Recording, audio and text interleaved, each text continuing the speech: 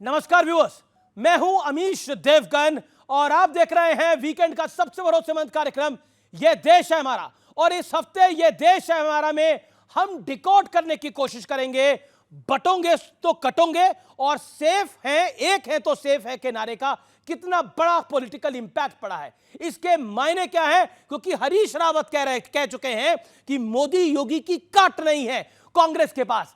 इसके अलावा कांग्रेस को कुछ उनके सहयोगी दल बोझ मान रहे हैं। तो यह देश है हमारा में आज उस विषय पर हम एक बड़ी चर्चा करेंगे। स्वागत है आपका इस कार्यक्रम में।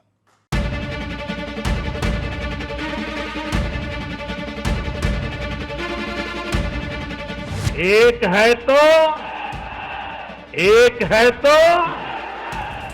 बटे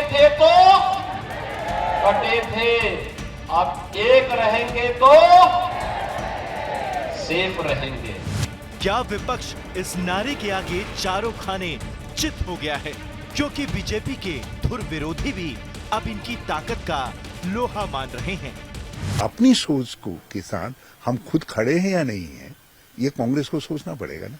आपको उनके नैरेटिव के खिलाफ अपना नैरेटिव खड़ा करना पड़ेगा। कि मैं शायद उत्तराखंड वालों को तो समझा पा रहा हूँ, मगर अपनी पार्टी के लोगों को नहीं समझा पा रहा हूँ। और मुद्दा सिर्फ विपक्षी नेताओं का नहीं, हरियाणा से लेके महाराष्ट्र तक जनता ने भी ये बता दिया है कि पब्लिक भी इस नारे के साथ है। लेकिन शायद हार पर हार के बावजूद कांग्रेस जनता का मूड नहीं समझ पा रही है। तभी राहुल गांधी जाति वाली जनगणना पर अड़े हुए हैं।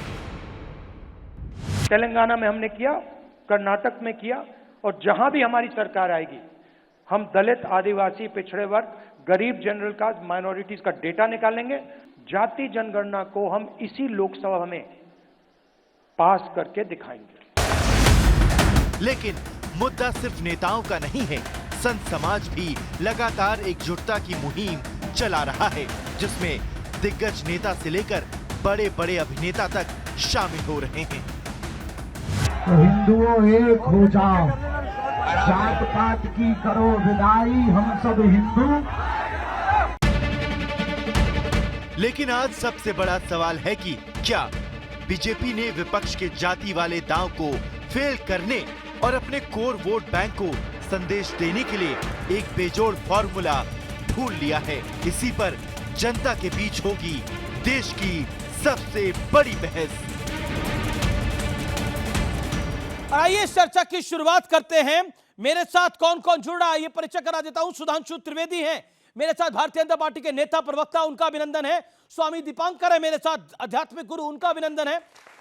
मेरे साथ इस चर्चा में धर्मेंद्र यादव है, प्रोफेसर धर्मेंद्र यादव, प्रवक्ता समाजवादी पार्टी के। विवेक श्रीवास्तव है, नेता लेफ्ट के। प्रियंका कक्कड़ है, आम आदमी पार्टी की नेत्री और प्रवक्ता। जोरदार तालियों के साथ अभिनंदन है। और अब चर्चा के तीन बड़े मुद्दे क्या हैं? एक है तो सेफ है क्या नारा वाकई एक बहुत बड़ा पॉलिटिकली हिट है? नारा क्या ये हिट है? कांग्रेस पूरे विपक्ष के लिए क्या कमजोर कड़ी बन गई है, जैसा अखिलेश यादव ने कहा, जैसा उद्धव ठाकरे की पार्टी कह रही है? और बीजेपी देश भर में क्या ध्रुवीकरण का एजेंडा चला रही है? क्योंकि चाहे बागेश्वर धाम बाबा हो, चाहे देवकीनंदन ठाकुर हो और चाहे स्वामी दीपांकर हो, इन तीनों की यात्रा क्या संदेशा दे रही है, यह बड़ी बात है। आप तमाम लोगों का अभिनंदन है। सुधांशु त्रिवेदी, एक है तो सेफ है, पॉलिटिकली तो नारा हिट हो गया, लेकिन आरोप आप पे यह लग रहा है कि इन तमाम बाबाओं के जरिए कहीं ना कहीं देश का नैरेटिव बदलने का प्रयास है। देखिए, एक हैं तो सेफ हैं, ये कोई पॉलिटिकल नारा नहीं है, ये तो कॉन्स्टिट्यूशनल डायरेक्शन है। हम सब जब शपथ लेते हैं, आप लोगों ने भी लोगों को शपथ लेते देखा होगा, तो क्या कहा जाता है? मैं देश की एकता और अखंडता को अक्षुण्ण रखूंगा। तो एकता और अखंडता बना के रखना तो हर नागरिक का संवैधानिक दायित्व है। और जब हम एक थे तो अखंड थे, जब बटे थे तो खंड खंड हुए थे। ये तो सबको पता है, 75 साल पहले हुए थे। मगर अफसोस की बात यह है कि अगर हम संवैधानिक दृष्टि के अलावा अगर परंपरा में देखें तो याद है हम सबको, बचपन में सबने कहीं ना कहीं कहानी सुनी होगी कि बूढ़ा व्यक्ति था, जब वो मृत्यु के करीब पहुंच गया तो अपने बच्चों को बुलाता है, सबको एक एक डंडी देता, कहता तोड़ दो, सब तोड़ देते हैं। फिर उस डंडी को गट्ठर में बांध देता, सारी डंडियों को कोई नहीं तोड़ पाता, तो कहता एकजुट रहोगे तो कोई तुम्हें तोड़ नहीं पाएगा, अलग अलग रहोगे तो तोड़ लोगे। अब मैं ऐतिहासिक संदर्भ बताता हूं। पिछले 2500 साल की डॉक्यूमेंटेड हिस्ट्री भारत की यह बताती है कि जिस समय यूनानियों ने आक्रमण किया था अलेक्जेंडर के समय, जब राजा अंभी और पोरस में बटे थे तो यूनानियों के हाथों कटे थे। जब पृथ्वीराज चौहान और जयचंद के बीच में बटे थे तो गोरी के हाथों कटे थे। जब मान सिंह और राणा प्रताप के बीच में बटे थे तो अकबर के हाथों कटे थे। जब छत्रपति शिवाजी महाराज एक तरफ थे, मिर्जा राजा जयसिंह दूसरी तरफ थे, तो औरंगजेब के हाथों कटे थे। तो ये तो किसी प्रकार का कोई कंफ्यूजन ही नहीं रह गया है। पुराने जमाने में रियासतों के राजा होते थे जो सोचते थे अपनी रियासत की सियासत के लिए अगर हमें देश विरोधी शक्तियों से हाथ मिलाना है बचे रहें। आज जातियों के राजा हैं जो सोचते हैं कि अपनी अपनी सियासत बचाए रखने के लिए रहें। मगर अब जो मोदी जी ने संदेश दिया है और जो भारतीय जनता पार्टी और योगी जी ने भी बोला है, तो अब देश का जनमानस बदल गया है। उसके लिए मैं एक पंक्ति कहना चाहूंगा, जाति प्रांत और वर्ग भेद का भ्रम ये दूर भगाता है, सबके मन का एक भाव है, सबकी भारत माता है, अनेकता में ऐक्य मंत्र को जन जन फिर अपनाता है और धीरे धीरे देश हमारा आगे बढ़ता जाता है। जी जी जी, प्रोफेसर धर्मेंद्र यादव, सवाल बहुत स्पष्ट है। जब सपा के एक नेता से और कांग्रेस के नेता से पूछा गया कि क्या ये तुर्कों की और पठानों का झगड़ा हुआ संभल के अंदर, तो उन्होंने बोला नहीं, मुसलमान तो एकजुट है, ये तो मुसलमान की बात है, ये कोई बात नहीं है। लेकिन हिंदुओं में आप जाति ढूंढते हैं, लेकिन मुसलमानों को एक मुश्त रखते हैं। ये पॉलिटिकल रणनीति है आपकी, इसमें कोई दोराई नहीं है, और वो कारगर भी साबित हुई है कई मौकों के ऊपर। लेकिन आप मानेंगे, एक है तो सेफ है का प्रचंड प्रहार, पॉलिटिकल प्रहार देखने को मिला है महाराष्ट्र से लेकर हरियाणा तक और उत्तर प्रदेश तक। अमेश जी, भारतीय जनता पार्टी की राजनीतिक दृष्टि आप इस बात से समझ सकते हैं, देश की आज़ादी के 75 बरस बाद मोदी जी को यह समझ में आया कि एक रहना चाहिए। अरे देश अगर एक नहीं होता तो मुगलों से लड़के देश को आज़ाद नहीं किया जाता, देश अगर एक नहीं होता तो अंग्रेजों को हम भगा नहीं देते। ये बात अलग है कि कुछ भारतीय जनता पार्टी के लोग, इनके पूर्वज अंग्रेजों के साथ मिलकर हमारे स्वतंत्रता सेनानियों के सीने में गोलियां दागते थे। इनको 75 साल लग गया इस बात को समझने में। आप समझिए इनकी राजनीतिक दृष्टिकोण कितना है। अगर आप दोनों नारे को सुनिए, आप लोग युवा हैं, बटेंगे तो कटेंगे, एक हैं तो सेफ हैं, इसमें नकारात्मकता मिलेगी। आप अगर ठंडे मन से सोचिएगा, हमारा नारा है जुड़ेंगे तो जीतेंगे। हम जुड़ने की बात करते हैं, ये बटने की बात करते हैं, ये कटने की बात करते हैं। ये सनातन की प्रकृति नहीं है, प्रवृत्ति नहीं है। इससे सनातन कभी मजबूत नहीं होगा, सनातन कभी एक नहीं होगा। ये लोग ना सनातन को एक कर सकते हैं, ना देश को एक कर सकते हैं। ये ना हिंदू के ना हिंदुस्तान के हैं, ये सिर्फ कुछ चंद पूंजीपतियों के लिए काम करते हैं। इसीलिए अपना राजनीतिक नैरेटिव सेट करके लाते हैं। आज भारतीय जनता पार्टी 2024 के नतीजों से, लेकिन अखिलेश जी को तो लग रहा है कि कांग्रेस समाप्त हो चुकी है। अब देखिए, समाजवादी पार्टी इस तरह के बयान का ज्यादा समर्थन नहीं करती। कौन अखिलेश जी की बात क्या समर्थन नहीं करती? भाई समाप्त हो चुका नहीं हो जो चुनाव में पता चल जाएगा। अखिलेश जी के बयान का आप समर्थन नहीं कर रहे हैं? भाई समाप्त कौन हो चुका नहीं हो चुका उस बात की बात है, उसमें मत जाइए। अखिलेश जी ने बोला, अखिलेश जी ने बोला, अखिलेश यादव ने बोला, विषय नहीं है। अब सुनिए, अखिलेश यादव ने बोला, आप उस बात का समर्थन नहीं करते? अरे सुनिए पहले, नहीं, लोकतंत्र में जब चुनाव का नतीजा आता है तब ये पता चलता है कौन समाप्त है कौन नहीं है। 2024 में इंडिया गठबंधन ने उत्तर प्रदेश में भारतीय जनता पार्टी को हराया। मैं बयान की बात करूं, बयान के पीछे की भावना की बात करें। अब मैं आपको देखूं या आपकी भावना को देखूं? मैंने बयान नहीं सुना, अब आपके पीछे कौन सी भावना है मुझे नहीं पता। आज सवाल जो बुनियादी सवाल, इस पे क्यों नहीं बात कर रहे आप मुझे बताइए। इस देश का जो युवा बैठा है, इसको बिल्कुल बुनियादी सवालों पर मैं आऊंगा। अभी आप रोजगार नहीं चाहिए, अपने गठबंधन के सवाल पे वैसे आएगा। इन्होंने अखिलेश जी का बयान नहीं सुना होगा, पर 9 सीटों में एक भी कांग्रेस को सीट नहीं दी, समाप्त तो वैसे ही कर दिया। इसमें कहीं कोई कंफ्यूजन थोड़ी है। एक सेकंड विवेक शांत हो जाइए। 10 सेकंड। और वैसे एक बात बता दूं, इनका नारा बिल्कुल सही है, जुड़ेंगे तो जीतेंगे नहीं, जो जुड़े थे वो जीते, जो बटे रहे वो हार गए। और मैं चुनौती से कहता हूं, 80% मुस्लिम डोमिनेटेड कॉन्स्टिट्यूएंसी की एक कॉन्स्टिट्यूएंसी बताइए जहां इस्लाम की आलोचना करने वाला जीत जाए। एक बता दीजिए, मैं अपना बयान वापस ले लूंगा। यही अंतर है, जो जुड़े वो जीते। धुबरी में रकीबुल हसन 10,25,000 से लोकसभा जीते, ममन खान हरियाणा में 98,000 से जीते। बिल्कुल सही है, जो जुड़ेगा वो जीतेगा, जो बटेगा वो। जी एक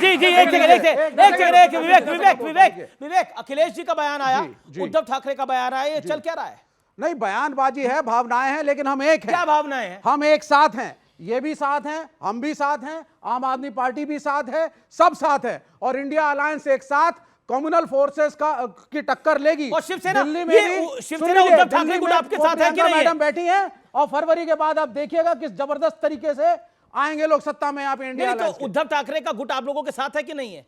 नहीं देखिए, बिल्कुल सब साथ हैं, सब साथ हैं, पर सब वो तो साथ कह रहे हैं कि लड़े। आपके साथ का नुकसान हो गया। भाई आप ईवीएम पे कब्जा करे बैठे हो कि 33% मुस्लिम डोमिनेट, जहां मुस्लिम मतलब 33% वोट्स माइनॉरिटीज के, उसमें से 28% आप बीजेपी की तरफ आ गए। कैसे दिल की ये बात लोग, निकली, वो तो मेरा ये ही लोग पता सीधी सी चला बात है। Important मैं बात कह रहे हैं, diplomatic let नहीं him बोलता। complete, important सुन बात लीजिए, करें। 10 सेकंड कुछ सुन fact लीजिए, है। मैं बड़ा क्लियर बोलने वाला आदमी हूं।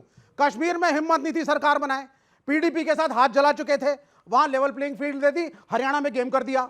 यहां पे झारखंड में लेवल प्लेइंग फील्ड दी दिखाने के लिए, महाराष्ट्र में इनके स्टेक्स थे, अडानी साहब को धरा भी चाहिए, वहां स्टेक्स ज्यादा थे, रिसोर्सेज ज्यादा है, गेम करा इन्होंने। ईवीएम का मैनिपुलेशन है, हम लोग केसेस फाइल कर रहे हैं, इलेक्शन कमीशन में कंप्लेंट्स दी गई हैं और गिनतियां गलत हैं। 9 सीटों में से मात्र 2 समाजवादी पार्टी की आई हैं। ये गलत रिजल्ट है। सर, ये ईवीएम का रोना समाप्त हो गया होता है। समाप्त हो करूं गया। मैं? एक जी। सवाल करूं? जो देखिए, समाजवादी पार्टी ने पुलिस को दिया है दोष, वही ईवीएम को दे रहे हैं। एक बोला, सेकंड, गजब है ईवीएम, साहब, अगर समाजवादी ईवीएम का पार्टी अगर पुलिस को अगर दोष दे रहे ईवीएम का अगर जो ईवीएम की गाथा आप पढ़ रहे हैं, कांग्रेस पार्टी पढ़ रही है, मैं एक सवाल पूछना चाहता हूं। अगर ईवीएम की बात है तो आम आदमी पार्टी 2015 में 67 सीट 70 में से जीत गई थी, अराउंड 95%। और आज सुनिए, तक पूरी किसी को पूरी नहीं सुनेगा। मिला देश में और इतना 2020 के अंदर 62 सीटें जीत कर आई थी, अराउंड 92%। बिल्कुल। पंजाब के अंदर 2022 का विधानसभा चुनाव होता है, 85% सीटें जीत कर आती है। तो सबसे बड़ी ईवीएम की बेनिफिशियरी आम आदमी सुन पार्टी है। लीजिए। अब बताइए, वो चुनाव सही था या बिल्कुल गलत था? सही। अब आप सुन लीजिए, हाँ, बोलिए। ममता बनर्जी भी जीती, हाँ। डीएमके भी जीती, हाँ। बड़ी सीटें लेकर के आई, कुछ सीटें समाजवादी पार्टी भी अच्छी लेकर के आई लोकसभा में। जहां जहां अपोजिशन की का कैडर स्ट्रांग है, जहां जहां अभी हम आप कर सरकार सकते में हैं, स्ट्रांग है। जहां जहां हमारा कैडर स्ट्रांग है, आम आदमी पार्टी का कैडर ग्राउंड लेवल पे स्ट्रांग है, इन्होंने अपने को बचाया। तो फिर दिल्ली के ममता का विधानसभा के कैडर अंदर, strong है, तो दिल्ली के बचाया। लोकसभा के अंदर क्यों सुपड़ा साफ हो गया इनका? दिल्ली के अंदर नहीं, क्यों? ये कांग्रेस के साथ भी हाथ मिलाया जहां- इन्होंने। इन्होंने मान लिया जहां पार्टी हम कर दिल्ली रहे के अंदर हैं, क्यों हारे? वो 7 सीटों की बात अलग है। विधानसभा, हाँ, वो लेकिन- 7 सीटों की नहीं, बात अलग है। वो कमाल इशू की नहीं बात है। है। वो इशू नहीं है। दूसरी सर, बात सुन लीजिए, सर, सर। ये इन्होंने एक एग्जांपल दिया, इन्होंने बोला साहब बुढ़ा आदमी बैठा था, उसके पास उसके लड़के गए, बुढ़े आदमी ने डंडियां ली, बोला देखो इकट्ठी हैं, तो टूटेंगी आपने भी सुनी नहीं, होगी इकट्ठे छठी रहो। क्लास में। अरे लेकिन ये किसको जोड़ने की बात कर रहे हैं? क्या मुसलमानों की डंडी भी उन डंडियों में है या नहीं? या मुसलमान ठीक की है, ठीक डंडी है, ओके, साइड, अब आपने दलित की डंडी साइड, ओके, ओबीसी एक की सेकंड, डंडी साइड, विवेक, सारी डंडियां विवेक, साइड। विवेक, आज आपने वादा किया था कि अब लिमिट में बोलेंगे। ओके, वैसे विवेक जी ने जो बात बोली, देखिए कितनी सहजता से इनके मुंह पे बात आ गई। जहां कैडर कमजोर रहता, मतलब इन्होंने मान लिया महाविकास अघाड़ी कैडर कमजोर था, सपा का कैडर उत्तर प्रदेश में कमजोर था। अब खैर इनसे पूछना चाहता हूं, इन्होंने प्रियंका जी की बात कही, ये मैडम प्रियंका की जीत पे खुशी है कि नहीं? प्रियंका गांधी बिल्कुल खुशी आई। इंडिया अलायंस का देखो, तो आया। इनकी पार्टी इंडिया हारी है, अलायंस का- इसके बाद खुश इंडिया है। अलायंस की चल, जीत चल, हुई है। चल, मजेदार बात है, वादा इनको पूरी हरा करें। के वो जीते, इसे कहते नहीं, आग वो लगे वाला। हमारी झोपड़िया में हम गाय मल्हार। गजब है। लेकिन देखिए, मेरे को रुक करना पड़ेगा प्रियंका जी आपको, और फिर मैं स्वामी जी आपके पास आता हूं। प्रियंका जी, एक है तो सेफ है, नारा हिट है। क्या आपको लगता है जो हरियाणा में हुआ, जो महाराष्ट्र में हुआ, कहीं वो दिल्ली में ना हो जाए? हालांकि दिल्ली में आप फेवरेट माने जा रहे हैं, ऐसा कई पॉलिटिकल पंडित मानते हैं, लेकिन फिर भी कांग्रेस के साथ आपने अलायंस तो करा था, तो उसका दूरगामी परिणाम तो झेलना पड़ सकता है। अमीश जी, सबसे पहले तो एक है तो सेफ है। कौन सेफ है आज? सेफ दिल्ली की जनता है, जहां पे हर 3 मिनट, जहां पे 3 रेप हर रोज हो रहे हैं 24 घंटे के अंदर। सेफ क्या मणिपुर की महिलाएं हैं, जहां नग्न अवस्था में उनको घुमाया जा रहा है? सेफ क्या बॉम्बे में वो वाई कैटेगरी में जो पॉलिटिशियन घूम रहे हैं, जिनको खुलेआम गोली मार दी जाती है, वो सेफ है? कोई सेफ नहीं है, सिर्फ भाजपा सेफ है, जनता अनसेफ है। पहली चीज। दूसरा सुनिए, दूसरी बात, इन्होंने वो नारा दिया पोलराइजेशन के लिए। इन्होंने क्या बोला? सुधांशु जी बहुत बढ़िया बोलते हैं, उसमें कोई डाउट नहीं। इन्होंने स्टार्ट किया, कॉन्स्टिट्यूशनल डायरेक्शन है कि सबको एक साथ रहना है। पोलराइज करने वाली जो पॉलिटिक्स भाजपा ने की है, वो आप किसी से छुपी ही नहीं है। जहां तक आपने कहा कि वो महाराष्ट्र में चल गया, हरियाणा में चल गया, तो मुझे ये कहने में कोई प्रॉब्लम नहीं है कि दिल्ली में इनका सामना आम आदमी पार्टी से है। दिल्ली में आम आदमी पार्टी से सुधांशु, देन स्वामी दीपांकर। इनका सेफ वाली बात का जवाब देता हूं। कितने सेफ हैं आपको पता है? ये वो पार्टी जो कहती सिक्योरिटी नहीं लेंगे, और इनके पंजाब के मुख्यमंत्री का लश्कर जर्रार 36 गाड़ियों का है, जो कैप्टन अमरिंदर सिंह और प्रकाश सिंह बादल से बड़ा फ्लीट है। मैं दावे से कहता हूं कैप्टन अमरिंदर सिंह से कहीं बड़ा फ्लीट है। और मैं ये नहीं कह रहा हूं, जैसे इनकी सरकार आई, सिद्धू मूसेवाला की हत्या से लेकर क्या क्या शुरू हो गया, पृथकतावादी चुनाव जीत के आ गए। पहली बार जो पंजाब के उस दौर में नहीं हुआ 1980 के दशक में, कि पुलिस स्टेशन को लूट लिया गया और फोर्सिबली पुलिस को छोड़ना पड़ा। कितनी सेफ्टी है सबको समझ में आता है। परंतु यहां पर मैं यह भी कहना चाहता हूं कि जो इन्होंने कहा कि यह पृथकतावादी नारा है, मगर अभी महाराष्ट्र का चुनाव हुआ है, अबू आजमी मौलाना अजहरी के सामने क्या बोल रहे थे, वीडियो में आया, मेरे इलाके में 1,90,000 मुस्लिम हैं, एक भी वोट बटना नहीं चाहिए, पूरा का पूरा मिलना चाहिए। ये पोलराइजेशन थोड़ी है। वो मौलाना जो गजवा हिंद की पैरोकारी करता है, ये वो सेकुलर। उस नौमानी के आगे, उस नौमानी के सामने एनसीपी शरद पवार पार्टी की नेता यानी स्वरा भारत के हस्बैंड जाते हैं और स्वरा भास्कर जाती मुस्लिमों है। का वोट डिवाइड नहीं होना चाहिए, वो सेकुलर संगीत है। जब इमाम बुखारी कहता है कि फला पार्टी को वोट देना चाहिए, वो सेकुलर संगीत है, उसमें कोई पोलराइजेशन राम भद्राचार्य क्या करते हैं? इसीलिए मैं कहना चाहता हूं बड़ी समस्या है भाई मेरी बात। राम भद्राचार्य और बागेश्वर, राम भद्राचार्य और बागेश्वर आप कह रहे हैं। हाँ, राम भद्राचार्य क्या करते हैं और बागेश्वर क्या करते हैं? बागेश्वर धाम वाले राम भद्राचार्य जी भी बोला जाता है, पार्टी का नाम लिया यार, सुनिए वो पड़ोस में बैठे खड़े ये हुए हैं, देखो वो क्या करते हैं? एक मिनट, वो क्या करते हैं? ये पीरजादा अब्बास सिद्दीकी की फुरफुरा शरीफ के आगे नतमस्तक हो कहते फतवा दो भाई कि कम्युनिस्ट पार्टी को मैंने तो वोट उसको दो, सोशलिस्ट बना दिया। मतलब आप यही कह रहे हैं, अंतर आप कह रहे क्या हैं polarization है और क्या एक secular सेकंड है। देखिए, कई चीजों के पर क्लैरिटी होनी चाहिए जी। जगत गुरु राम भद्राचार्य को आप कह रहे हैं, वो राम भद्राचार्य क्या करते हैं? हाँ। वो बागेश्वर क्या करते हैं? हाँ। उनके आगे जी भी लगाया जा सकता है, राम भद्राचार्य लगाइए। जी। आप जैसे लगाइए। मौलाना नौमानी आप बोलते हो लगाइए। वैसे बोला करो, करिए। नहीं, नहीं, सम्मान करना पड़ेगा उनकी, क्यों अरे करना पड़ेगा? उनके पद का सम्मान क्यों करना करें, पड़ेगा? उनकी उम्र का सम्मान क्यों करें। करना पड़ेगा? नहीं, एक सेकंड बताइए। हाँ। बिल्कुल, मैं बताता हूं क्यों नहीं करना पड़ेगा। मैं बता देता हूं क्यों नहीं करना पड़ेगा। मैं बताऊं क्यों नहीं करना पड़ेगा। ये फुरफुरा शरीफ के आगे बोलेंगे, बोलो फुरफुरा शरीफ के आगे उम्र का तो लिहाज करिए। अब आप मेरे को बोलने दीजिए। सुनिए सुधांशु भाई, अब क्यों नहीं करना पड़ेगा?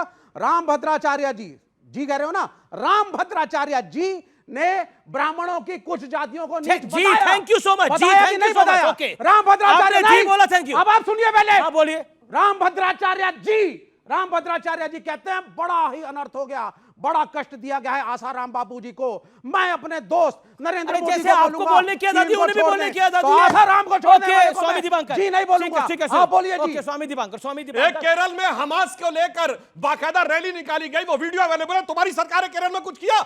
नहीं होता। All eyes on Rafah. इन्हें ठीक पसंद है, है हमास फिलिस्तीन के फेवर में बोलोगे, हमास के हिजबुल्लाह के समर्थन में चीफ को नहीं, जी ये बोलते क्यों नहीं हैं बोलेंगे और राम आदमी? भद्राचार्य और स्वामी राम दीपांकर को भद्राचार्य जी नहीं, और ये बागेश्वर किसको को किया? उनके नाम से भाई बुलाते वाह। हैं। हमास के मुखिया को जी बोलते हैं और हाफिज को भी जी बोलते हैं इस देश के कई नेता, और हिंदू धर्म गुरुओं को के आगे जी नहीं लगाते।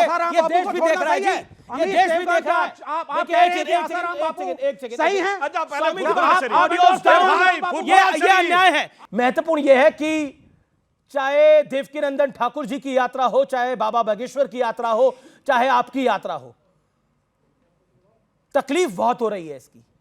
तो तकलीफ होना जायज भी है। क्यों? इसलिए जायज है क्योंकि जो स्वप्न देखे हैं बांटने का, एक हम लोगों के साथ भी दिक्कत है। हम लोगों को कास्ट में इतना बांट दिया गया, पार्टी में इतना बांट दिया गया कि हमें हिंदू और हिंदुत्व समझ नहीं आता, हमें सनातन समझ नहीं आता, हमें धर्म समझ नहीं आता। इसीलिए कोई खड़ा होकर 2000 किलोमीटर दूर से कहता है सनातन का समूल नष्ट कर देंगे। यही बात किसी और धर्म के बारे में बोलने की हिम्मत है? मैं कह रहा हूं बोनवीटा भी पिएंगे तो नहीं बोल पाएंगे। नहीं समझ में आई? पांव लड़खड़ाने लगेगा, डॉक्टर हो सके बुलाना पड़े। और रही बात हम लोगों की यात्रा की, तो हमारी यात्रा बिल्कुल एकदम कॉन्सेप्ट क्लियर है, जातियों में विभाजित हिंदुओं को एक करना। 2 साल के अंदर 80 लाख से ज्यादा लोगों को जोड़ना। नहीं, आपकी यात्रा में 10 किलोमीटर चले नहीं हो, बताओ कितना चले हो? वही बता रहा हूँ, वही बता रहा हूँ। अरे देखिए स्वामी, ये बीच में क्यों बोल रहे हैं ना? आप ही बीच में बोलना चाहिए क्या? आप हाथ खड़ा करिए, जो चाहते हैं बीच में कोई ना बोले। बताइए, अपनी बात करिए। मैं सुन आप ही के ज्ञान का वर्धन कर रहे हैं। 2 साल के अंदर 80 लाख लोगों से, एक डाटा सारा साइट पर है, 80 लाख लोगों को जोड़ना, एक हिंदू होने का संकल्प दिलाना, 16,000 किलोमीटर की यात्रा, 6 राज्यों तक जाना, और उसके बाद खड़े होकर के आज ये चर्चा करना। पहली बार बोला था 23 नवंबर 2022 में कि जब तक एक हो सुनामी के जैसे वेग हो, और जब भी बटोगे हर गली नुक्कड़ पर कटोगे। तो ये कहीं गलत नहीं है। ठीक, मुझे बोलने दीजिए दादा। जी। और रही बात बांग्लादेश में वो कर रहा है और यहाँ हम कर रहे हैं, तो मुझे फक्र है कि वो बांग्लादेश में हिंदुओं को एक करते हुए, संगठित करते हुए, उनके अधिकार, उनके हक हकूक के लिए लड़ते हुए एक बेरहम सरकार ने जिसका मुखिया लेट मी सरकार नहीं है दादा, ये गलत है। हाँ, शुक्र करो हमारी सरकार नहीं है। एक मिनट सुधांशु क्या तो आपकी सरकार सुधांशु को भाई, क्या करेंगे? सुधांशु एक मिनट धर्म को अफीम मानने नहीं, वाले नहीं, आजाद सुधांशु भाई हैं। एक मिनट, सुधांशु सुधांशु भाई आपकी सरकार नहीं है वरना नहीं, आपकी सरकार में सारे अंदर होते जो लड़ाई करवा रहे हो समाज में। मतलब कौन अंदर होता? क्यों नहीं? कौन अंदर होता? ये जितने यात्रा वाले हैं, मतलब कि हम लोग यार सीधा कह आप रहे हैं, लोगों कोई को दिक्कत लड़वा नहीं। रहे हैं। हिंदू कौन मुसलमान कौन? की एकता की नहीं, बात नहीं नाम करते। लीजिए, नाम लीजिए, कौन कौन अंदर होता? नहीं, ये सारे जितने करवा रहे हैं इन्हीं के शिष्य हैं सारे, इन्होंने ही शुरू किया, यही जन्मदाता हैं। अच्छा, ये तो खड़े हुए अच्छा, हैं। मतलब आप कह रहे हैं ये बागेश्वर सबने में इनके देखा देखी ही शुरू किया है। ये बड़ी बात बोल रहे हैं। एक सेकंड भाई, डबल समाज माइक। को क्यों आप क्या कह रहे तोड़ना? हैं? क्या कह रहे हैं? कौन कौन अंदर होता? कौन कौन भाई, अंदर होता? अगर हमारी सरकार होती और ऐसी यात्राएं निकलती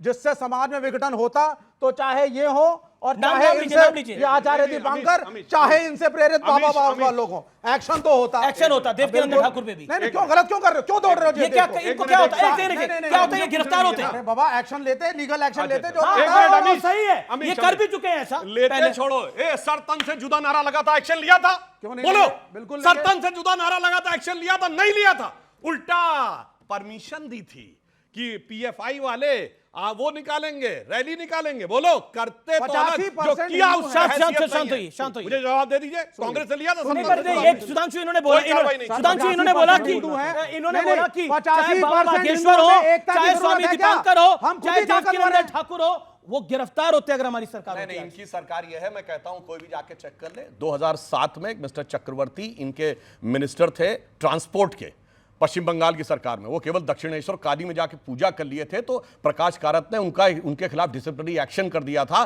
कि आप कम्युनिस्ट हैं, आप जाकर कैसे कर सकते हैं किसी मंदिर में पूजा, मगर उसी कम्युनिस्ट पार्टी पीरजादा अब्बास सिद्दीकी के पास जाती है, कोई नहीं होता। आपने किसी कम्युनिस्ट नेता की पूजा करते हुए फोटो नहीं देखी होगी, मगर रोजा अफ्तार की दावतों में खूब फोटोएं देखी हो। जी, लेकिन अब मैं एक चीज बताता हूं। सेक्युलरिज्म के जिस खेल में देश को दशकों से घुमाया जा रहा है, आज उसकी कड़वी सच्चाई देश के सामने आना और रखना बेहद जरूरी हो जाता है व्यूअर्स। इसलिए अगले 60 सेकंड में मेरी ये बात को ध्यान से सुनिए। इस देश में प्लेसेस ऑफ वर्शिप एक्ट का काफी जिक्र होता है। इसे 1991 में लागू किया गया था और उस वक्त देश में कांग्रेस की सरकार थी, नरसिम्हा राव उसके प्रधानमंत्री थे। इस एक्ट के मुताबिक 15 अगस्त 1947 को देश में धार्मिक स्थल जिस भी स्थिति में है, उसकी वही स्थिति बरकरार रहेगी, उसमें कोई बदलाव नहीं हो सकता। और इस एक्ट से अयोध्या के विवाद को अलग रखा गया था। यानी जो हिंदू ये दावा करते हैं कि आक्रांताओं ने उनके मंदिरों को तोड़कर वहां दूसरे धर्म की इमारतें बनवा दी, उन हिंदुओं के पांव में इस कानून से ऐसी बेड़ियां डालने का प्रयास हुआ जिससे वो भविष्य में कभी अपने धार्मिक स्थलों की सच्चाई पता लगाने की कोशिश भी न कर सके, मांग भी न कर पाए। और दूसरी तरफ 1995 में और 2013 में कांग्रेस की सरकारों ने वक्फ एक्ट में बदलाव किए, जिसकी वजह से उसकी ताकत असीमित हो गई। इन बदलावों के बाद वक्फ बोर्ड किसी भी संपत्ति पर अपना हक जमा सकता है, जता सकता है और उनके दावे को कोर्ट में चुनौती देना लगभग नामुमकिन है। सोचिए ये कैसा सेकुलरिज्म था। और इन सेकुलर सरकारों ने हिंदुओं को तो प्लेसेस ऑफ वर्शिप एक्ट दिया था और दूसरी तरफ वक्फ का एक्ट दिया था। सोचिए सच्चा सेकुलरिज्म क्या है, यह मैं आप पे सोच छोड़ता हूं। आप अपनी बात को रखिए, बोलिए क्या सवाल है आप लोगों के। सवाल था कि नेहरू जी, इंदिरा गांधी जी और राजीव गांधी जी सदैव जातिवाद और जाति प्रथा का विरोध किए थे, वो जाति जनगणना के समर्थन नहीं थे, तो फिर विपक्ष आज के वक्त में क्यों इतना जोर दे रहा है कि जाति जनगणना होनी चाहिए? सर जी इंदिरा गांधी कहती थी जात पे ना पात पे मोहर लगे कि हाथ पे। यूनिटी की बात कर रही थी कि सभी जातियों को बराबरी तो मोदी जी भी तो वही कर रहे हैं अभी। नहीं, मोदी जी तो हिंदुओं को अलग कर रहे हैं, मुसलमानों को अलग कर रहे हैं, अगलों को अलग कर रहे हैं, पिछड़ों को अलग कर रहे हैं। रामभद्राचार्य ब्राह्मणिकल सुप्रीमेसी की बात करते हैं तो अमीश भाई कहते हैं जी करके यूज करिए। तो ये तो कल्चर ही देश का अलग जा रहा है। ठीक है, कल्चर ही अलग जा रहा है। और मतलब दूसरा खराब कल्चर है, हाफिज तू तरह का बढ़िया कल्चर है। शंकराचार्य जी ने बागेश्वर धाम, सुन लीजिए सुधांशु भाई, बागेश्वर धाम की यात्रा के बारे में माननीय ज्योतिष मठ के शंकराचार्य ने कहा है टोटल पॉलिटिकल है। दूसरी बात, नहीं, आपने खुदाई की बात करी। दीजिए फिर प्रियंका कक्कड़ और सुधांशु जी। 2-3 बातें महत्वपूर्ण अपने युवा भाइयों से कहना चाहता हूं। बांग्लादेश आप सब लोग देख रहे हैं, जिन्हें केरला और कश्मीर फाइल झूठ लग रही थी, बांग्लादेश लाइव चल रहा। उसके बावजूद भी यार हम लोग हिंदुओं के विषय में बोले हम लोग गुनाहगार कैसे? ये लोग जय फिलिस्तीन कह के गाजा तक के लोगों को एक करें, ये सेक्युलर कैसे? कहीं तो थोड़ा तो यार रहम और कहीं तो अपने गुनाहों के बारे में कुल्हाड़ी सोचिए। लेके जाओ, सारी मस्जिद खोद डालो। लेट मी एक कुल्हाड़ी इनको दे दो, मैंने सारी मस्जिदें खोद दो और शिवलिंग ढूंढो उसके अंदर।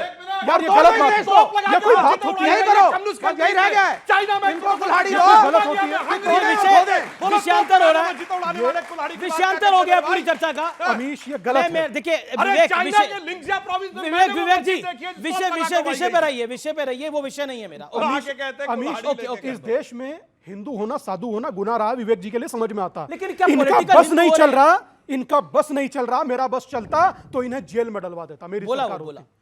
भाई साहब आप जेल में डलवाइए, हिंदू को ना तो जोड़ने में रुका जाएगा, ना थका जाएगा, ना झुका जाएगा। हिंदू का मतलब हिंदू। आप समाज और ना देश दोनों तोड़ रहे हैं। अच्छा आप समाज और देश सुनिए, दोनों तोड़ रहे मुझे हैं। पूरा करने दीजिए, आप बोलिएगा। आप पहले बोलिए शंकराचार्य सही है या गलत? डॉक्टर वो भीमराव कह रहे हैं कि बागेश्वर धाम की यात्रा पॉलिटिकल अरे है। ठीक है, रुकिए रुकिए महाराज, रुकिए। डॉक्टर भीमराव अंबेडकर कहते थे जातिवाद नहीं होना चाहिए, वो गलत हो गए। राम मनोहर लोहिया कहते थे जातिवाद नहीं होना चाहिए, वो गलत हो गए। पॉइंट आपके राम पास है। नहीं, आप भी हैं मेरे साथ। मुझे कंप्लीट करने दीजिए। जी जी जी। संत रविदास के गुरु थे रामानुजाचार्य, वो कहते थे कि जाति पाति पूछे नहीं कोई, हरि को भजे सो हरि का। वो दिग्गज गलत हो गए, ये सही हो गए। हम सही हो गए, हम बिल्कुल सही हो गए। सही कहा सुधांशु ने गलत नहीं कहा, सुधांशु जी ने बिल्कुल सही कही। एक लकड़ी हो तोड़ दो, आप गट्ठर बनाइए, किसी के बाप पर नहीं टूटे। उस गट्ठर में मुसलमान क्यों नहीं है? होना होगा। आपके गट्ठर में मुसलमान क्यों नहीं है? ईसाई क्यों नहीं है? माइनॉरिटी क्यों नहीं है? ठीक है ठीक है, मेरा वोटों के लिए मैं फिर कह रहा हूं, ये नस्ल फाड़ लेंगे अपनी यहाँ से। नहीं, मेरे कुछ नहीं, मैं आप ये बोलने नहीं ये देते। इत्मीनान से बोलने नहीं प्रियंका कक्कड़ को मैं आ रहा हूं। सुधांशु जी, प्रियंका कक्कड़, देखिए एक चीज तो बहुत क्लियर है, जो आपने भी आरोप लगाया कि बीजेपी देश भर में ध्रुवीकरण का एक एजेंडा चला रही है, ये आपने आरोप लगाया। लेकिन दूसरी तरफ से भी तो यही एजेंडा चल रहा है। अब आप देखिए महाराष्ट्र का चुनाव था, नोमानी क्लियर कट फतवा दे रहे थे, स्वरा भास्कर और उनके शौहर साहब, उनके मियां साहब, वो नोमानी के पास जा रहे थे। समाजवादी पार्टी के अबू आजमी एक ऐसे क्लरिक के पास जा रहे थे तो गजवा हिंद की पैरवी करता है। अब बताइए कमी कहां रही है, कमी कहां रही है? अगर एक तरफ है तो दूसरी तरफ भी तो है। देखिए हमने सबको सुना यहाँ पर, और ये युवा पीढ़ी सामने बैठी है, तो मैं इनको सिर्फ इतना कहना चाहूंगी कि मैं भी विवेक जी की बातों से सहमत नहीं हूँ। वो एथिस्ट है तो वो गरियाते हैं, हिंदू पर भी वो गरियाते हैं, मुसलमान पे भी नहीं गरियाते मुसलमान, वो दोनों पे गरियाते हैं। दिखा दीजिए, मैं अपनी बात वो दोनों पे गरियाते हैं। और नहीं हमारे देश में अब जैसे ये इस्कॉन में जो हुआ, हम आम आदमी पार्टी पूरा समर्थन करती है, मांग करती है भाजपा से कि कुछ एक्शन ले, क्योंकि हमारे पास तो एक ऐसे प्रधानमंत्री जो कहते हैं घर में घुस के मारूंगा। हमारे प्रधानमंत्री जी ने कहा था घर में घुस के मारूंगा, वो ऐसा कहते हैं ना, तो कुछ स्ट्रॉन्ग एक्शन ले। बांग्लादेश की सरकार कहती है कि इंडिया कौन होती है घुसने वाली हमारे इंटरनल मुद्दों में। हम क्या करें? इतने बड़े प्रीस्ट, उनको अरेस्ट कर लिया, उनको जेल हो गई, और हमारी सरकार हाथ में हाथ धरे बैठी है। ओके, सुधांशु जी का रिप्लाई जरूरी। देखिए, जो इन्होंने कहने का प्रयास किया, यहां समस्या क्या है कि एक समुदाय को तो खूब तोड़े रखना, और सिर्फ जाति में नहीं तोड़े रखना है, उत्तर दक्षिण में भी तोड़ना है। याद करिए डीके सुरेश जो कि कर्नाटक के मिनिस्टर हैं, वो कहते हैं कि साउथ जो है वो ज़्यादा टैक्स देता है, इसलिए हमें अलग हो जाना चाहिए। मतलब उनसे पूछा गया कि आप अलग होने की बात करेंगे, पत्रकार का इंटरव्यू, नहीं तो हम अलग होने पर भी सोच सकते हैं। अब सुनिए, लड़ाना है मराठी और उत्तर भारती में, लड़ाना है तमिल और हिंदी में, लड़ाना है उत्तर और दक्षिण में, लड़ाना है अगड़े और पिछड़े में, लड़ाना है सामान्य और दलित में, मगर एक से कहना है पूरे जुड़े रखो, तुम फिलिस्तीन तक जुड़े रहो, हमास तक जुड़े रहो, और रफा तक जुड़े रहो, हिजबुल्लाह तक जुड़े रहो। यानी एक के अंदर टुकड़े टुकड़े करके रखना है और एक को सहेज करके रखना है।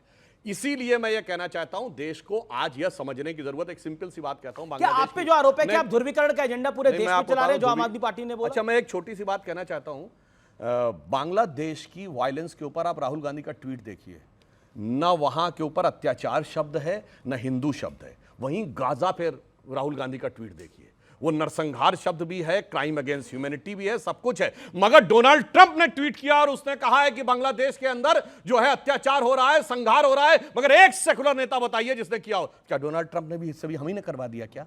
अरे भाई, दुनिया समझ रही है, मगर इनके समझ में नहीं आ रहा है इसके लिए क्या किया जाए। अभी तक बागेश्वर बाबा, स्वामी दीपांकर, देवकीनंदन ठाकुर, ये सब तो और वैसे एक और बात है जो इन्होंने, आपके अनुसार, एक मिनट, ये हिंदू धर्माचार्यों ने जो बोला है वो बड़ा स्वाभाविक समझा, जिसके लिए ओसामा जी हैं, हाफिज साहब है, जाकिर शांति का मसीहा है, इशरत जहां बेटी है, बुरहान वानी भटका हुआ नौजवान है, याकूब मेनन की जुडिशियल किलिंग है, अफजल हारात का मारा है, उसके लिए राम भद्राचार्य जी और बाबा बागेश्वर ऐसे ही। नाथूराम गोडसे जिसकी मूर्ति बना के रोज पूजते हैं, वो इन सबको मिला लो। नाथूराम गोडसे की कोई मूर्ति बनाकर पूज रहा है ना, वो विषय अभी एक सेकंड धर्मेंद्र देखिए, बाकी भी है ना, समाजवादी पार्टी की आपसे कितनी ज्यादा सीटें हैं खुद सोचिए। हमारे मित्र हैं भाई, मतलब आप देखिए उनको भी आप मौका नहीं दे रहे, ज्यादा पढ़े लिखे हैं। तीसरी देश की बड़ी पार्टी है। वैसे एक बात बताएं, अभी एकमात्र चुनाव जो हुआ केरल में बाई इलेक्शन लोकसभा का, वो हारने के बाद क्या उछल रहे हैं, तो ऐसा आपने देखा नहीं होगा गजब कि कांग्रेस से हारने के बाद उछलते हुए। ठीक है, अब धर्मेंद्र यादव एक बात बहुत स्पष्ट है कि आप बार बार कह रहे हैं कि देखिए बीजेपी जो है वो नफरत का बीज डाल रही है, और आपके नेता महाराष्ट्र के इलेक्शन में अबू आजमी आपके वरिष्ठ नेताओं में से एक हैं, वो जब एक ऐसे मुस्लिम क्लरिक के पास जाते हैं, एक ऐसे मुस्लिम धर्मगुरु के पास जाते हैं जो गजवा हिंद की पैरवी करता है और कहता है कि आप ऐलान करिए मेरे पक्ष में वोट डालने के लिए, वो आपकी राय में कम्युनल है या वो सेकुलरिज्म है?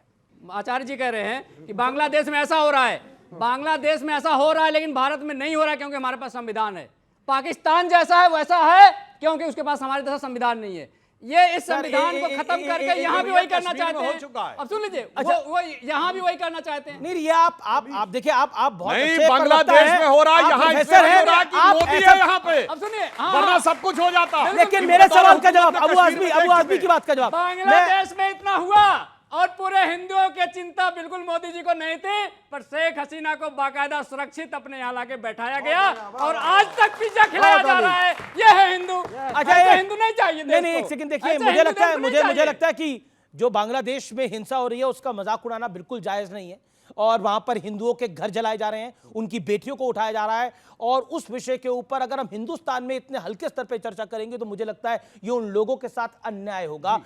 मैं पर्सनली बहुत खराब फील कर रहा हूं जो बांग्लादेश में हमारे हिंदू भाई बहनों और उनके बच्चों के साथ हो रहा है।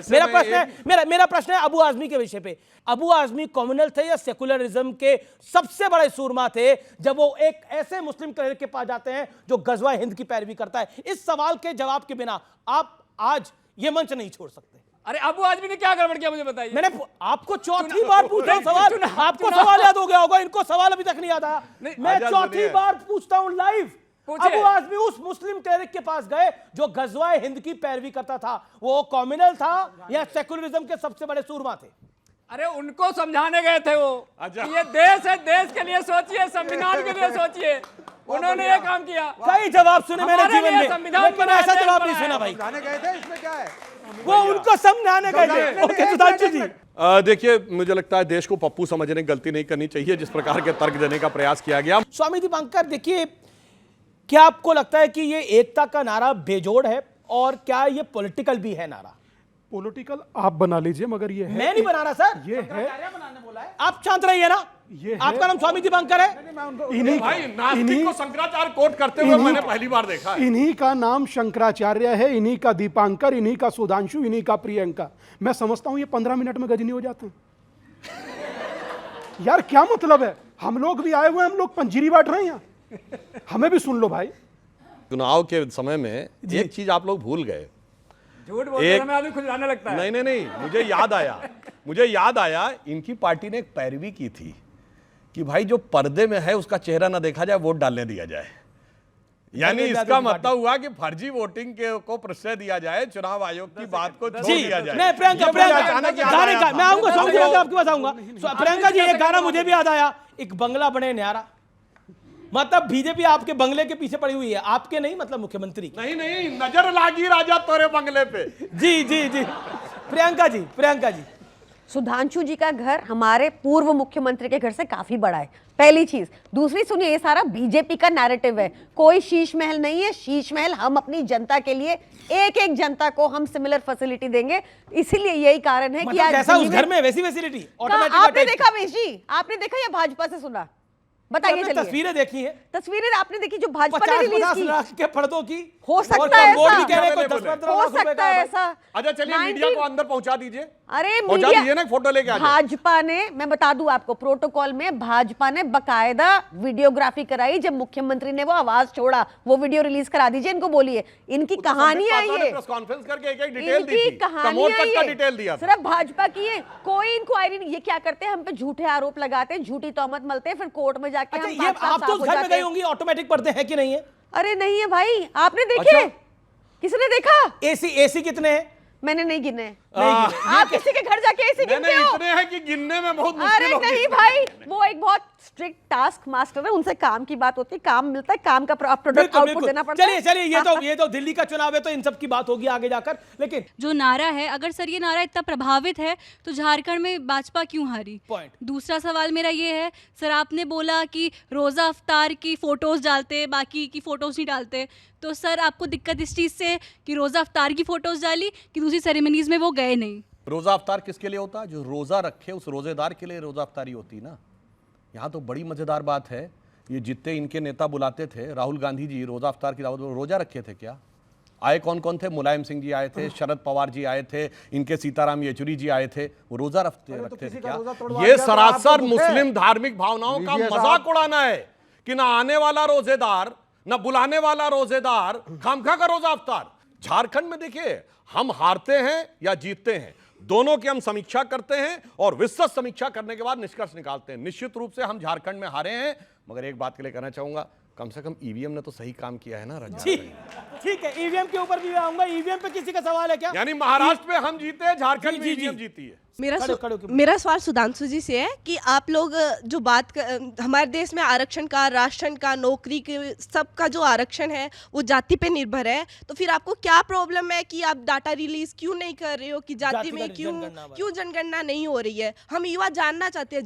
जब आप राजनीतिक पार्टियों का आधार वोटिंग, जो वोट आपका आधार है वो सब आपका जब जाति पे है, तो फिर आप डाटा बताइए। बिल्कुल, जैसे समाजवादी पार्टी का मुस्लिम यादव, बसपा का मुस्लिम दलित, इसके अलावा लालू प्रसाद यादव की पार्टी का मुस्लिम यादव, ये पूरा गेम है। अच्छा प्रश्न किया इन्होंने।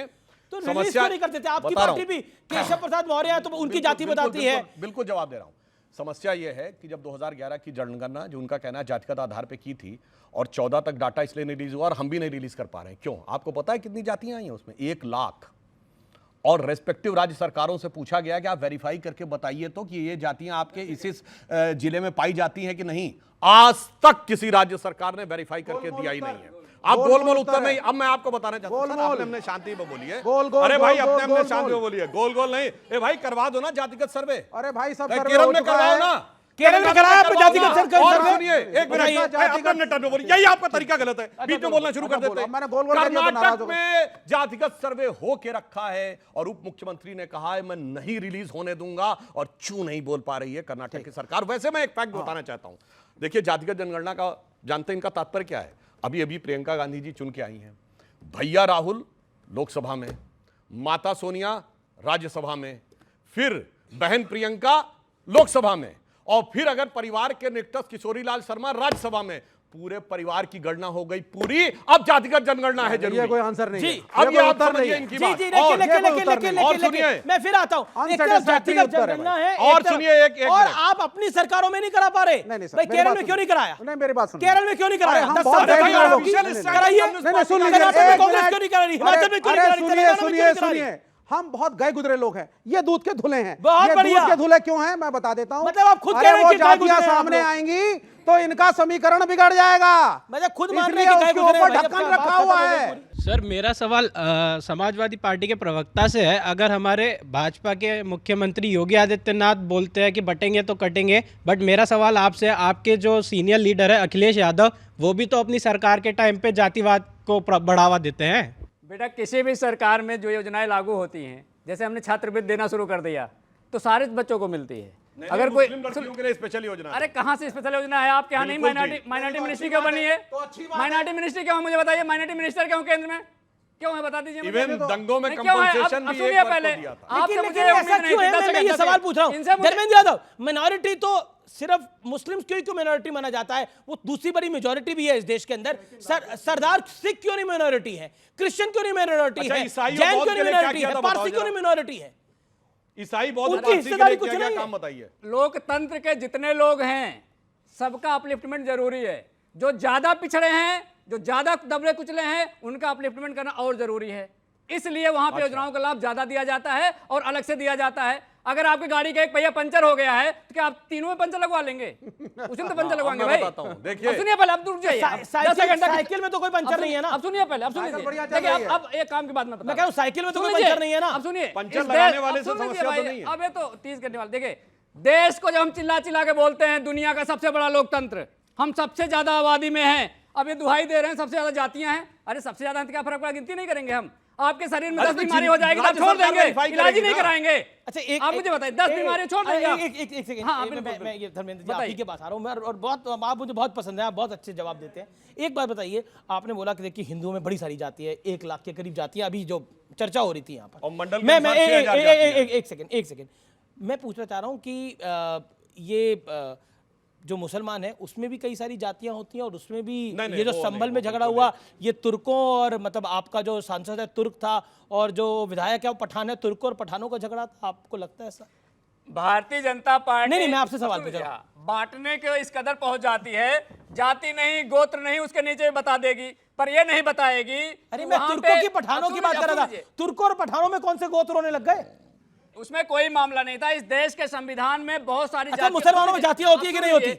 जवाब। अब देश के संविधान की बात नहीं, मैं कह रहा हूं संविधान की बात। अभी आप हिंदू धर्म की बात कर रहे थे। उसमें मैं पूछा मुसलमान में अरे उसमें जातियां होती हैं कितनी? मैं फिर बता रहा हूं, कितनी है देश मुसलमानों में के जातियां? संविधान में पिछड़ी जातियों का जिक्र है। पिछड़ी जातियों में जातियां रखी गई हैं, अल्पसंख्यक में जातियां रखी गई हैं, उसके बाद आपके दलित में जातियां रखी गई हैं। वो जातियां संवैधानिक दर्जे के हिसाब से रखी गई हैं, हमारे और आपके मानने से नहीं होता है। ये SC ST OBC के आरक्षण का कितना बढ़िया ध्यान रखते हैं पूछिए। अलीगढ़ मुस्लिम यूनिवर्सिटी जहां मुस्लिम्स का पक्के हो गए मेजॉरिटी में, SC ST OBC रिजर्वेशन साफ।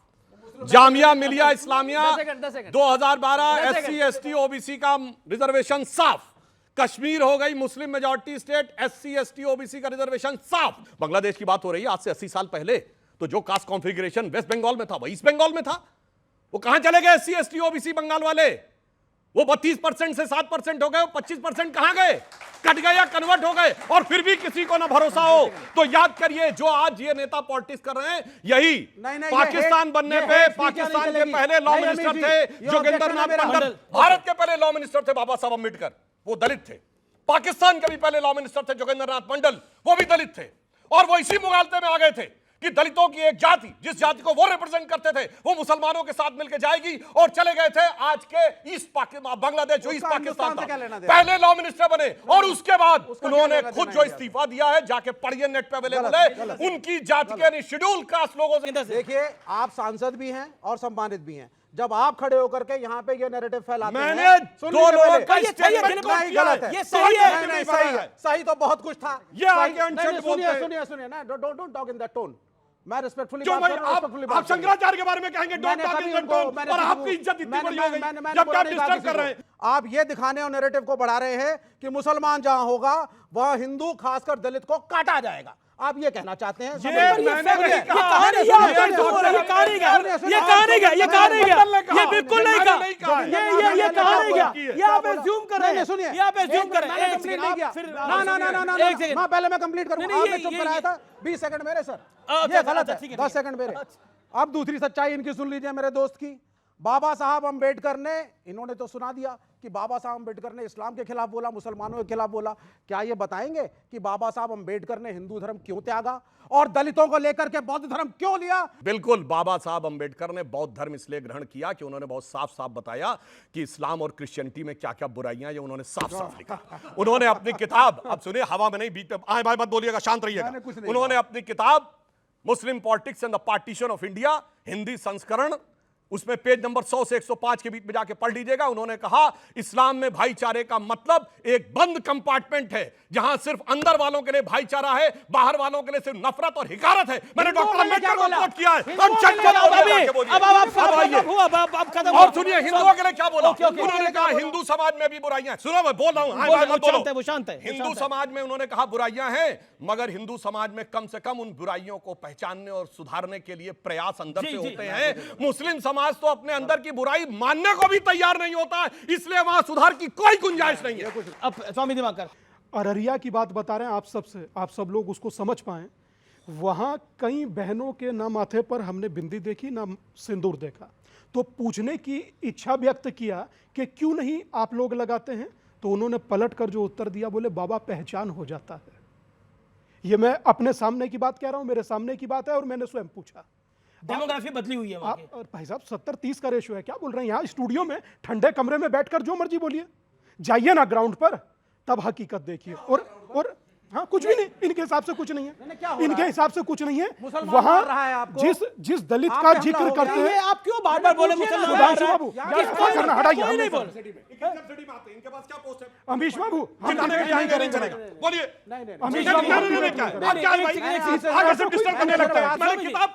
स्वामी जी रुकिए, पेश कोट किया, सिर्फ ये आदमी आकर डिस्टर्ब करने लगता है। अमीश शाह नहीं हो सकता, बोलने वाले को बोलने नहीं दे रहे यार। कब से वो खड़े नहीं, अमीश शाह नहीं हो सकता, दूसरों को जलील करने का डिबेट होगी। नहीं भाई, आप एक फैक्ट नहीं कोट कर अच्छा ठीक है, आपने सब बातें हवा में देखिए एक सेकंड मेरा निवेदन, सब स्वीपिंग स्टेटमेंट। अच्छा एक सेकंड मेरा निवेदन है, शांत होइए आप। ओके आप स्वामी जी आप अपनी बात तो रखिए, देन प्रियंका। मैं मात्र इतना कहना चाह रहा था, यात्रा के दौरान तेजस्वी जी का बयान आया, अगर किसी ने मुसलमानों की तरफ आंख उठाकर देखा तो ईंट से ईंट बजा देंगे, बिल्कुल ये बयान था। बस इतना सा मेरा जहन था कि 20% के लिए तेजस्वी जी ने जो कहा एकदम करेक्ट कहा। मेरा मानना और यात्रा का मकसद मात्र इतना ही है, 80% हिंदू हैं, इनके लिए भी कोई ताकतवर कमजोर लल्ला लंगड़ा लूला अपाइज कोई एक आदमी तो खड़ा होकर कह दो यार कि अगर हिंदुओं की तरफ भी किसी ने आंख उठाई तो ईंट से ईंट नहीं तो ताली से ताली और दंडित तो कर देंगे। ओके प्रियंका कक्कड़, क्या आपको लगता है ये जो नैरेटिव बन रहा है, ये जो पूरा नैरेटिव बन रहा है, क्या ये दिल्ली चुनावों पर भी इंपैक्ट डालेगा? मुझे लगता है कि दिल्ली की जनता बहुत समझदार है। उन्होंने वो उसी पार्टी को वोट देती आई और देते रहेंगे। महाराष्ट्र की जनता समझदार नहीं थी? देखिए वहां पे कांग्रेस मेरे को भी कहने में प्रॉब्लम नहीं है, कांग्रेस थोड़ी ढीली अलायंस पार्टनर है। वो अपने अलायंस पार्टनर। अच्छा आपको कांग्रेस ढीली लगती है? आपको भी इजी कंटेस्टेंट मिल गया, दिल्ली में ऐसा नहीं होगा। अच्छा ठीक है, ओके सुधांशु जी कांग्रेस ढीली पार्टी है, आम आदमी पार्टी ढीली नहीं है। आप ढीलों को तो हरा सकते हैं लेकिन टाइट पार्टी को नहीं हरा सकते। भगवंत मान जी का बाकायदा रैली में बयान अवेलेबल है कि दिल्ली से पंजाब तक हर माँ अपने बच्चे को सबसे छोटी कहानी सुना सकती है, एक थी कांग्रेस। इनके नेता अखिलेश यादव जी का मात्र 10 महीने पहले मध्य प्रदेश चुनाव में बयान है, कांग्रेस बहुत चालू पार्टी है, संभल के रहना। कांग्रेस ने कहा सपा के लिए चिरकुट पार्टी है, और कमलनाथ जी ने कहा अखिलेश वखिलेश की बात करने की जरूरत नहीं है। और इन्होंने अरविंद केजरीवाल जी ने छत्तीसगढ़ में जा कहा भूपेश बघेल भारत के सबसे भ्रष्ट मुख्यमंत्री हैं। साहब क्या गजब है, बाहर लड़ाई है, दिल्ली में मोहब्बत है, इसी को देख के जनता कह रही क्या दुहाई है। तो ये देश है हमारा कि आज के एडिशन में इतना ही। उम्मीद है ये कार्यक्रम आपको जरूर पसंद आया होगा। मेरे युवा मित्रों का धन्यवाद।